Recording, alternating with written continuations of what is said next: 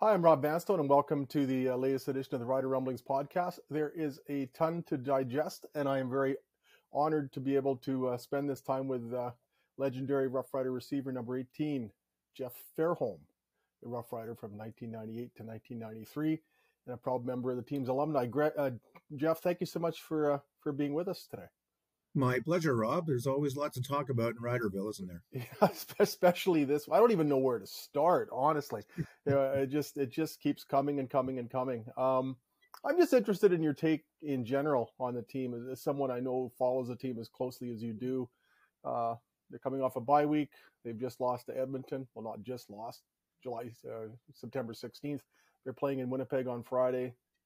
What do you make of this team as it presently stands? I don't even know where to start, Rob. I mean, it's my dilemma too. Yeah, we came into this season with such high hopes. The team looked like it was rounding into shape really, really well. I even congratulated both Craig Dickinson and Craig Reynolds on putting together a wonderful team. And boy, it fell apart quick. I mean, we start off 4-1, but really we didn't play anybody.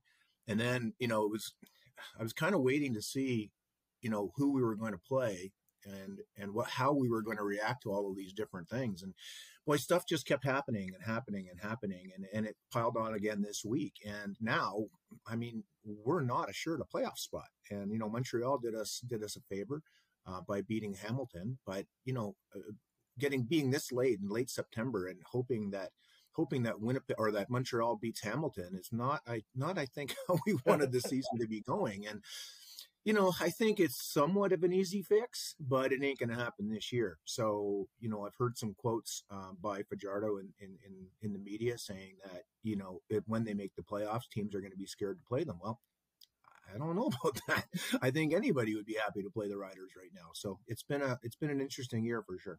What do you see as the not imminent fix, but the fix to which you allude? What needs to be done most importantly? Yeah, well, I say it's easy, but it's not. I mean, it's one thing. To me, it's the offensive line. Yeah. And, it's so porous. And when I do my pregame, like 7-minute deal pregame on the radio, I sound like a broken record because that seems to be all we talk about. It was the penalties, that's cleared up, but it's still, we got to give quarterbacks time to throw, and he just doesn't have time to throw. I mean, even with his knee getting better and he's back to himself more, running around and feeling better, he just doesn't have time. And he's gun shy back there. How do you not be? I've said it before, and you and I guess differ on this a little bit, but I've said it before. I question his deep throw arm strength, but his medium and short game is fantastic, and the guy is tough as nails. But when you're on your back as much as he is, I mean, it's tough to throw from that position. So yeah, it seems to me. I mean, Craig Dickinson said a few times that part of the responsibility for the frequency of the sacks is that of the quarterback for occasionally bailing out of the pocket too early. But I tend to defer to what you said there. It's just human nature. How do you play with any confidence behind that offensive line? Isn't there the irresistible urge to flee that is reinforced several times over by the lack of pass protection? That just seems to be a chronic problem. It's that fight or flight thing in the back of your brain or something, right? Yeah. that old brain. Well, he needs to flight. He needs to get the heck out of there. And I agree with you. I mean, he's shell shocked. And how do you not be? There's no trust. I mean, you need to have trust and you need to have leadership. And to me, that is what's really missing on this team. There's been so much drama this year. I'm not in the locker room. I haven't even spoken to a player, but my sense is that the locker room is fractured. That's my sense with the whole Marino thing and, everything that's gone on. I'm not blaming it all on the Marino thing, but that certainly started it. I get a sense that the locker room is fractured, and the leadership, every team I've been on, the leadership has always come from the offensive line, and the offensive line playing as poor as they are, and the offense then playing as poor as they are, the defense gets uptight and they start pressing, and now they're starting to be scored on more and more. I mean, it's just this snowball is getting bigger and bigger and bigger, and it's heading for a non-playoff game. Yeah, if that makes sense. Well, that's the thing. I mean, a month or two ago, we could look at the schedule and say that the important games down the stretch, or 2 against Calgary and 1 against Winnipeg, if you're looking at the final 4 games, it seemed to me like the free space or maybe the week off would be the game in Hamilton. But to me, that is now the pivotal one. Yeah, Who would absolutely. have imagined it? I mean, who would imagine it? And, I can see them going, it's not a far stretch. I mean, I can see them going 0-4, or I can see them going 1-3. I don't see them going 2-2. They're playing 3 good teams, and one that's, who I thought was on the uptick until they lost to Montreal, but they're getting better. So, nothing is for sure in this league. We know that when you're playing 18 games, you're going to have down games here and there, but yeah, I just don't feel good about this team right now, and I don't think anybody can. And there's just, like I said, there's just too much drama. They're whining about the booing. They're whining about this. They're whining about that. I mean, there's a lot of good going on in Saskatchewan right now. I mean, I see things from Sankey doing wonderful things in the community. I see, all kinds of different players doing things in the community. But unfortunately, we don't talk about that. We talk about the bad things. So it's sad. Yeah, it's the old. I've used this many times. Nobody talks about the planes that land, and that just seems to be applicable here. I'm not sure that that there enough planes have landed this year. I mean, if it was just an isolated incident or 2, you'd say, okay, well, that's going to happen over the course of a long season. But when they can't even get through a bye week without something happening, you just shake your head. I am shaking my head, and I just read on the news this morning that there was another incident with impaired driving, and it's just, you don't need this stuff. They needed to get away from football and try to put this team back together for a home stretch, and here we are talking about bad stuff again. It's too bad. I mean, the first person to address the media after a bye week is a third-string quarterback talking about an impaired driving charge. I mean, that's just how backwards this season is, and maybe you should just expect the unexpected. The way this. So here's Candy. She just got in for her walk. Maybe she just. It's almost like you can set your watch by it the way this team is going. And I go back to the '89 team, and I was trying to rack my 3 brain cells and see if there's any parallels. And there's a few in terms of the record. I mean, the '89 team that you were on started off 4-1 and then hit a bit of a skid. At one point descending to 6-7, not too dissimilar from the 6-8 record. There was a bottoming out in late September with the game against BC here when Glenn Suter hit David Williams late, pass interference, etc. That team spun out of it, finished 9-9, and got hot in the playoffs.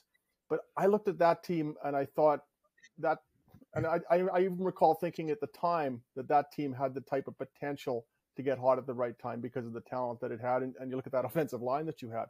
I just don't see that there's the same upside or the same untapped potential in this team as there was in '89, keeping in mind that hindsight is infallible.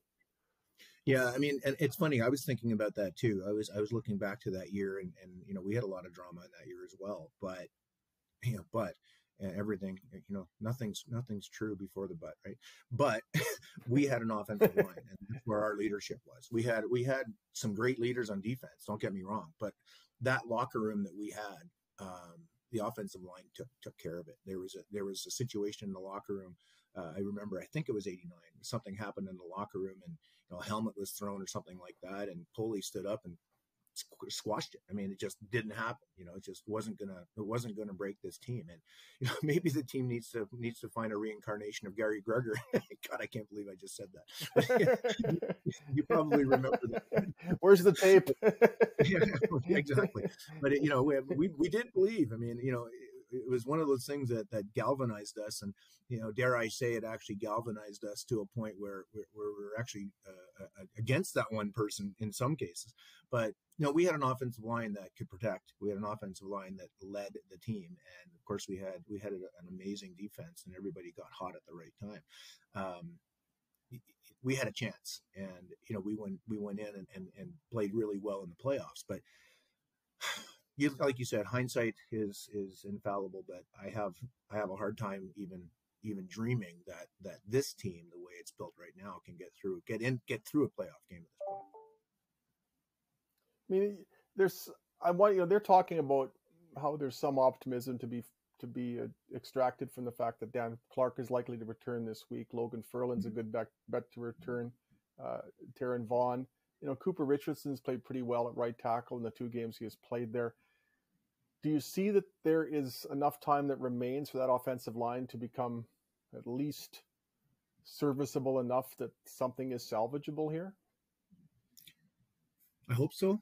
I haven't seen any sign of it yet. So it's hard to say yes, because we've gone through this many games with a quarterback running for his life. So I hope that it is. I hope it's not a strategy, but I haven't seen any evidence that would suggest that they will. So I'd have to say no until they show me that they can protect and lead this team. I mean, there's no evidence right now. We talked a bit about Cody earlier, and that's always a popular topic in this province. And and there's a bit of a divergence in our opinions regarding that. You actually played the game, so I think yours carries more weight, even though I happen to carry more weight physically at the present time. I don't know about that. But he's. It strikes me that at the very least, after that benching against BC, he's rebounded pretty well, considering the impediments or the obstacles that he faces in terms of that offensive line in front of him. I think he's played some decent football over these last 4 games and has resumed throwing the ball with some authority on those type of routes that you cited earlier. Yeah, no, I agree, and he has played well, and he's the Cody of old, and his knees gotten better. I think the benching was a good thing for him. It also gave the fans a sense of what Mason Fine might be like, and it's Cody Fajardo's all we got right now. So, and he's a great leader. He seems like a great person. Everything I see about him and read about him, he's a great person. Man, he's tough as nails. But I don't care how tough you are. Again, it sounds like a broken record, but behind an offensive line like that, you can't show what you're like. And maybe he can get the ball deep downfield. I haven't seen the evidence, but he also hasn't had much time. So, they've got an offense. Jason Moss gets criticized for the play calling, and you and I both, on Twitter, get a little frustrated on a second. We have our fun. The 2nd and 10 call that gets thrown 2 yards, but that's the offense that we have, and I'm of the opinion, again, no real sense of I haven't been in the locker room or anything, but my sense is that Moss is calling plays to Fajardo's strengths, and what is going to make this offense work are the so-called yak yards, the yards after catch, and they expect these receivers to catch that 1-2, even -1-2 yard passes, and make the yards after the catch. And well, we've seen defenses come in now, like Jones, where they rush 3 and get pressure, rush 3 guys and drop 9, and all they're doing is dropping to the yard markers and coming up and making tackles. That's the way you defend this team right now. And I'm still of the opinion you've got to loosen up that defense by getting the ball downfield, and that's not happening right now, or it hasn't happened all year really. Yeah, a couple of long ones. Yeah, no, those have been the exceptions for sure, and I look at the game against Edmonton, and you cited the Jones strategy, and I just wonder if that really nailed down a template that other teams are going to use against the Roughriders. Not that they hadn't been using them previously, but I just think that one, I mean, they rushed 3 men 72% of the time. And when they rushed 4 men, which was only 10 times, only 10 times all game did they rush 4 men. There were only 3 times all game that they sent anybody more than 4. But over the 10 times that they sent the conventional 4, they got 4 sacks. 40% of the time that they sent 4 rushes, they sacked the quarterback. And 3 times when they sent 3, they got a sack. The eighth sack, I wouldn't necessarily. It's a sack in terms of the stats, but it was a run pass option that failed. It was a running play that lost yardage. But I just look at it, and the Roughriders also play into the opposition's hands in this case by trying to bolster that offensive line by leaving extra people in for protection. So it's not like you've got say 6 receivers against 9 defenders.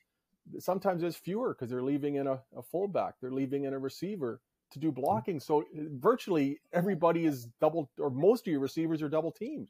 So what are you going to do aerially? Yeah, offenses don't work when you got 5, you got 6, 7 guys in to block, and you're only rushing 3 and getting pressure. So, offenses can't work. I mean, the math just doesn't work that way. A couple of deep balls that happened, I think it was against BC, where, they actually blitzed, and Fajardo did a great job against the blitz and got the ball down, in that zero coverage to Schaefer Baker, I think it was, who went down the middle. And, nobody's blitzing anymore, because that's, the only chance that Fajardo has to get the ball downfield is to drop back and launch the ball as fast as he can and have trust that the receiver is going to run underneath it, like I used to do. But we had an offensive line that gave our quarterback that, even just that millisecond more to get the ball out of his hands. So, I think the defense is tired. I think the offense is tired. There's a lot going on in Riderville right now, and it ain't good. Jeff, to me, the entire season seems tired. I'm tired. I'm not even running. It seems like all I do is talk about the offensive line. I wish there was some good stuff to talk about, but it's just, God, it's so hard. I've run out of words to describe it. You use porous, and I've used it several times. I've used leaky. I've used permeable. I need to find a thesaurus to find alternate descriptions of that offensive line, because it doesn't stop. But that, to me, they knew it was a weakness coming into the season, or coming out of last season, and they allowed 40 sacks in 14 games last year, and that was deemed unsatisfactory. This year, they've allowed 59 sacks in 14 games. It's what was a liability is worse. Like, that's the real issue. And I mean, they signed Natai Rogers. He played sparingly with Ottawa the previous year, ended up cutting him for half a season. They signed Jamal Campbell after he was let go by Toronto. He's barely even noticeable. The 2 major off-season moves they did make didn't pan out, and then you just factor in the injuries and just the fact that I think fundamentally that most of them just aren't good enough. And my goodness, but shouldn't they have seen this coming after last year?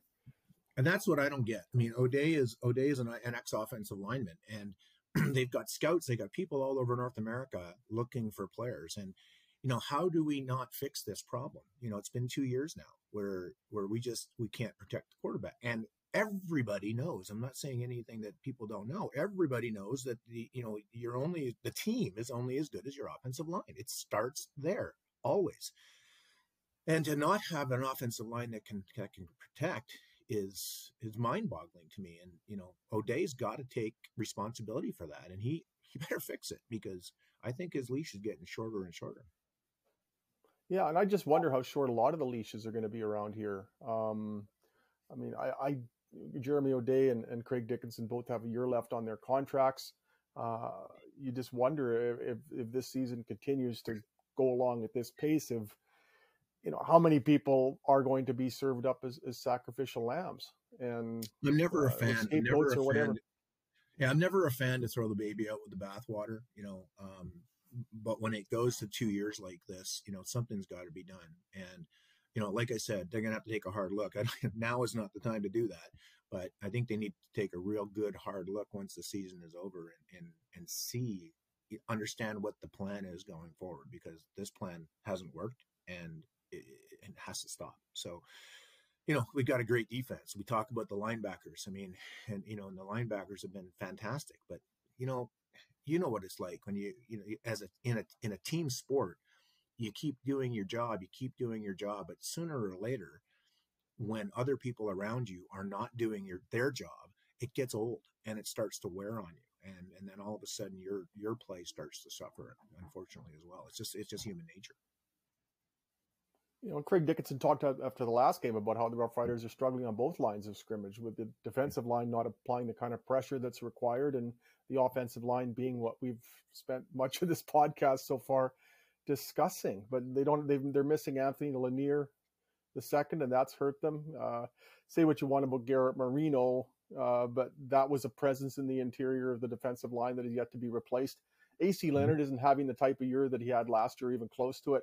Pete Robertson, since returning from injury, hasn't been as impactful. Charleston Hughes appears to be done. So again, it's both lines of scrimmage, and I mean, it's as cliched as it gets, but football games are won and lost in the trenches. And when I think so much has been made about the offensive line. I think maybe the defensive line has been overlooked it really hasn't been much of a factor either, and that's scary. Well, secondary as well. I mean, the secondary isn't as strong as I thought it would be. I mean, Edom had oh my God, he had the worst game I've seen him play. My goodness. The last game. I mean, he missed tackle after tackle, and he looked lost out there. And that's not like him. I mean, he's played pretty decent all year long, and yeah, that's secondary. But we've got 3 great linebackers. Yay! You can't make every.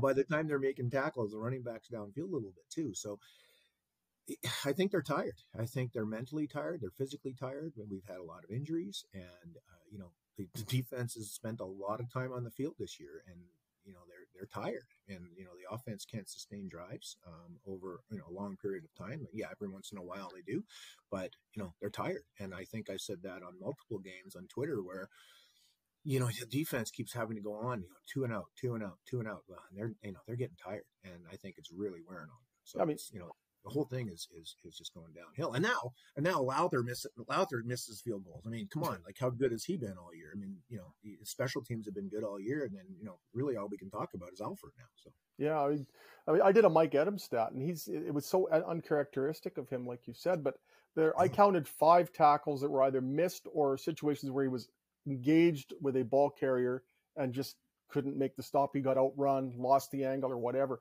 On those 5 plays, after it became Edom versus ball carrier, sort of face to face.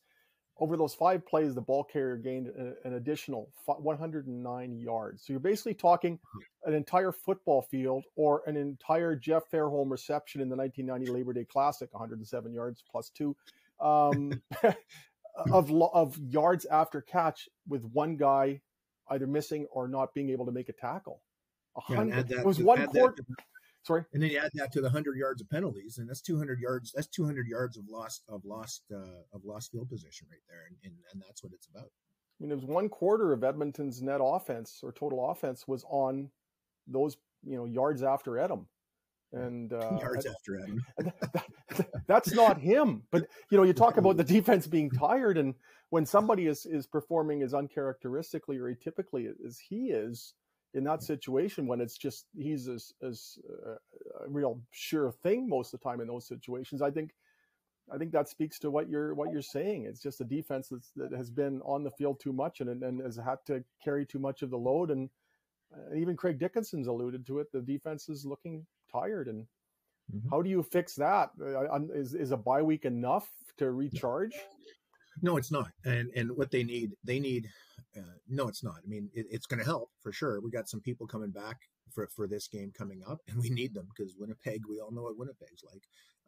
It's not the Banjo Bowl or the day after or the week after Labor Day, but it's still going to be a high intensity game, and we need people back, and we need people back to play well. So, if Dan Clark actually can come out and play in this game, I mean, that's going to solidify the interior a little bit. But, again, I'm an evidence-based person, and I don't see the evidence where they can stop those bookends on the outside on Winnipeg. So I think it's going to be a rough day again.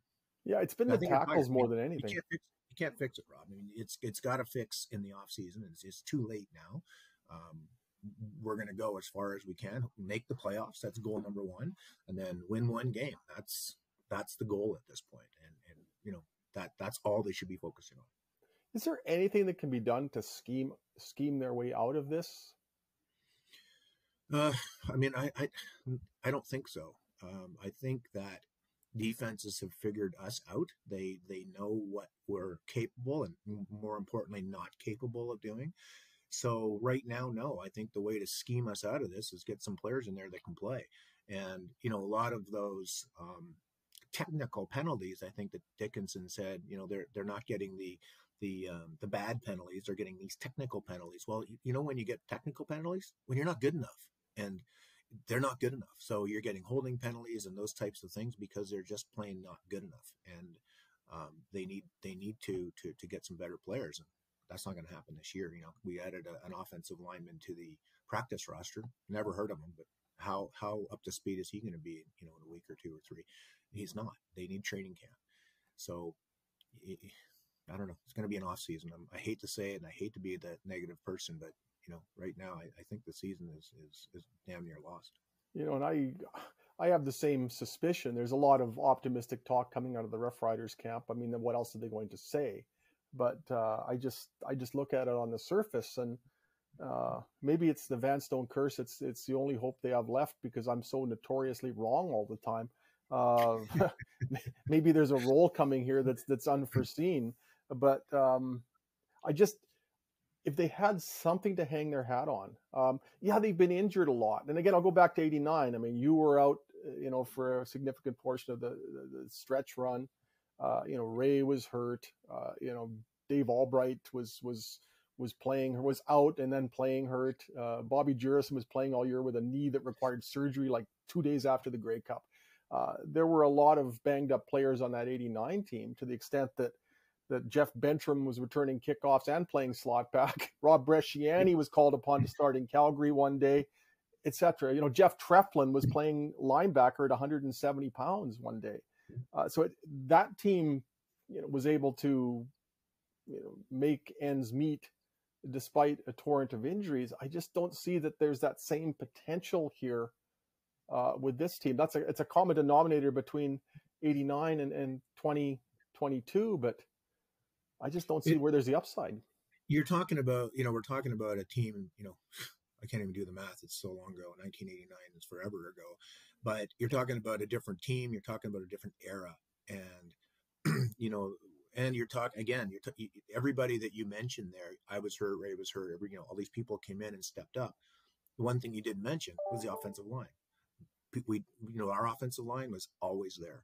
They were always ready. Nobody ever got hurt. I think we played with the same 5, maybe 6 guys the entire year, and was the bedrock of our football team. That hasn't changed in 30 some odd years. I mean, that is still football. And I don't know. I hope that never changes. And again, that's what they need. It's an easy fix, right? You ship out 4 guys, you ship 4 guys in.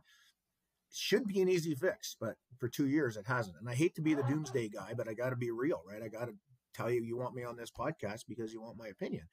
Well, this is my opinion. And until I see evidence that it's going to change, I don't see a 9-9 team, and I don't see a 9-9 team winning the Grey Cup this year. You went back to the offensive line and how those guys never got hurt. I mean, Roger played more than, pushing 15 years between injuries. Mike Anderson didn't miss a game for 10 years, etc. This year, it's just been one after another. And Taron Vaughn is in, Taron Vaughn is out. And even when they've got the people in there that they think should be their starters, they'd like to be their starters, are they good enough? And again, I don't know how to not to belabor the offensive line. I'm in the same predicament as you are. It just keeps coming back to that, no matter how much you try to talk about the circuitous issues. It's not rocket science. I mean, it really isn't. It's just the way it is. So, yeah, I feel bad, but it is what it is at this point. I hate that term too.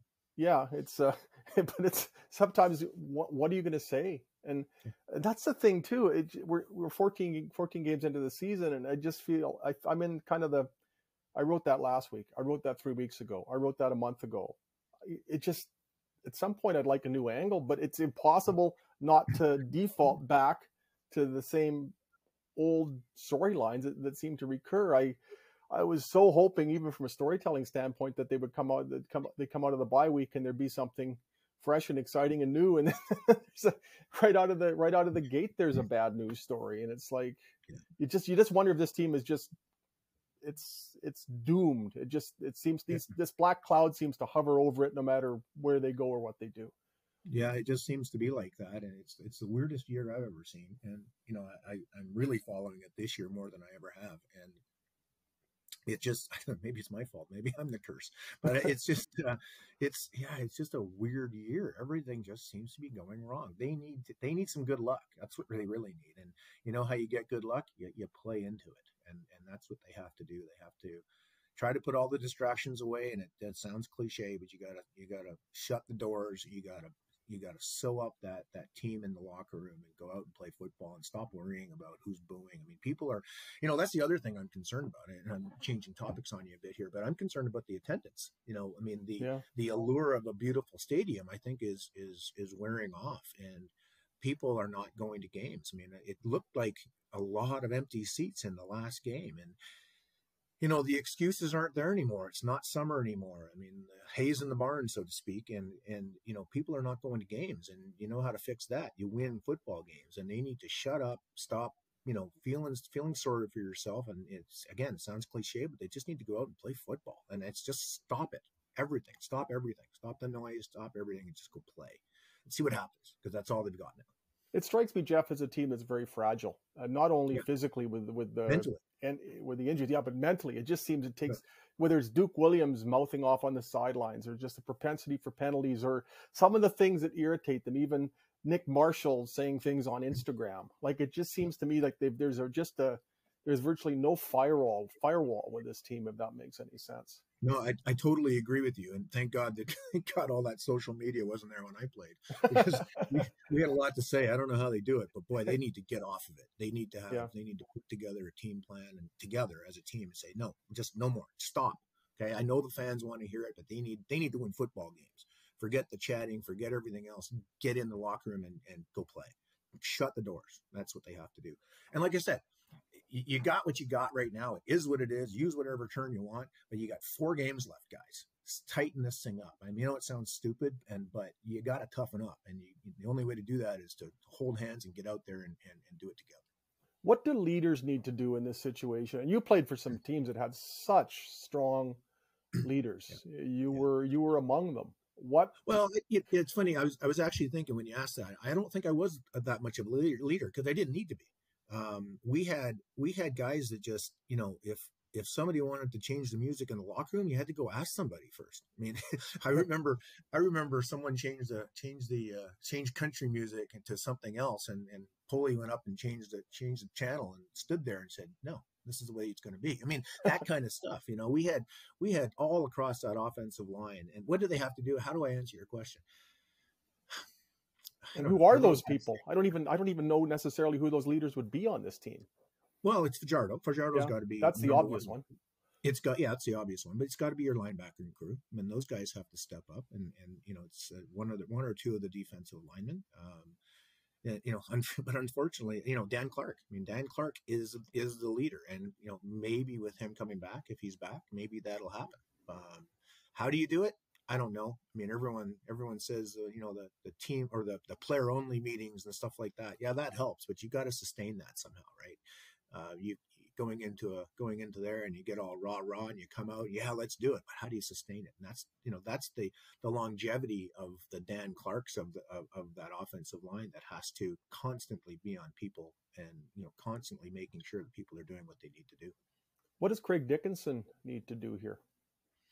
I think he's done everything he can do. I don't think he's done a bad job. I mean, he's playing with the cards he's been dealt, right? And I think he's doing everything he can to every time he plugs a hole, and another hole shows up in the boat. But and that's all he's been doing. And I think he's coached well. I don't know what he's done, in the locker room. He's protected his players.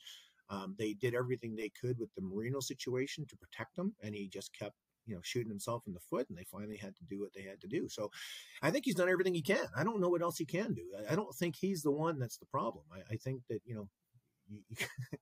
I can't swear on this, I guess, but my dad used to say, you can't make chicken salad out of chicken, what? And that's, my wife hates that term because I use it all the time, but that's the thing. You can't, you got to go to war with what you got now. And unfortunately they don't have the soldiers. Chicken fingers? No, let's go with that.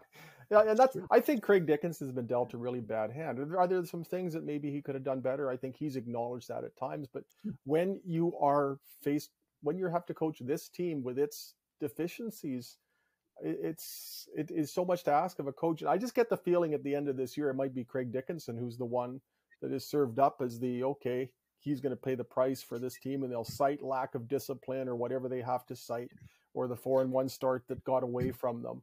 But to me, I just think it's a problem that is much higher. And I don't advocate the dismissal of anyone. I think people just need to do their jobs better.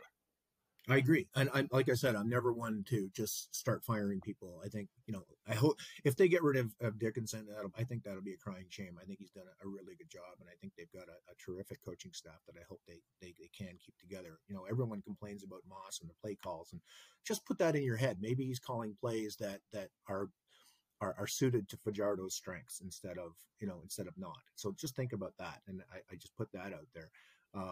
I think the coaching staff has done a great job. I have no issues there at all. I think right now it lays on O'Day, and O'Day's got to get better players so that they're not taking those dumb, technical penalties. I think Dickinson said. So I think that's what needs to happen. The one thing that's irritating me with the play calling lately, and you'd understand this better than I because you've played the game, I am so sick of the handoff out of the shotgun formation on 3rd and short or 2nd and short. Why? Why is this done? I don't get it. You and me both. I don't understand it either. It's especially when the defensive line is a yard off the ball, you're giving them you're giving that advantage back, and unfortunately, I don't get it either. I mean, I think coaches. I see it all the time. I watch a lot of NFL as you do, and I see coaches. They almost outthink themselves. They think that they need to do something. To me, keep doing what works until they stop you. That's always been my theory. And I think I heard it on your podcast last week. Just keep doing it. If the running game is working, run the ball. Keep running the ball. Why all of a sudden, until they stop you, or why do they always have to? I got to do something different now because they're going to get on to me. Keep running it. Jam it down their throat. I mean, I understand. I was a receiver, but you know what? Keep working. Keep going to what's working, and stop trying to overthink things, which I think happens sometimes. And that shotgun thing is just one of those things that they do, and it boggles my mind. Sometimes I wonder if coaches are like it's like those old detective shows when they're trying to out scheme the criminal, and they think that's what they think we're going to do. Right. So, and again, I mentioned in the podcast last week, I saw Ronnie a lot. And Ronnie, if he saw a weakness, he would go at it, and he would keep going at it until they demonstrated they could stop it. And Absolutely. it was as basic as that. It's football's a complicated game, but you can break it down to its simplicity, right? And that's what, if it's going to work. If you want to throw to Elgard every play, throw to Elgard. It's going to work every play. I mean, it's not rocket science, but you've got a playbook deep in the season now that's probably 300 plays deep, and they feel like they have to get to them all. They should know going in what's going to work and what isn't, and then you make adjustments as you go. I'm not seeing that. That's the one thing that I don't like some of the play calling. And now you got 2 running backs that are hurt. Talking about running, where does it stop? I know Hickson's got a bad hand, and I loved him. I saw him in preseason.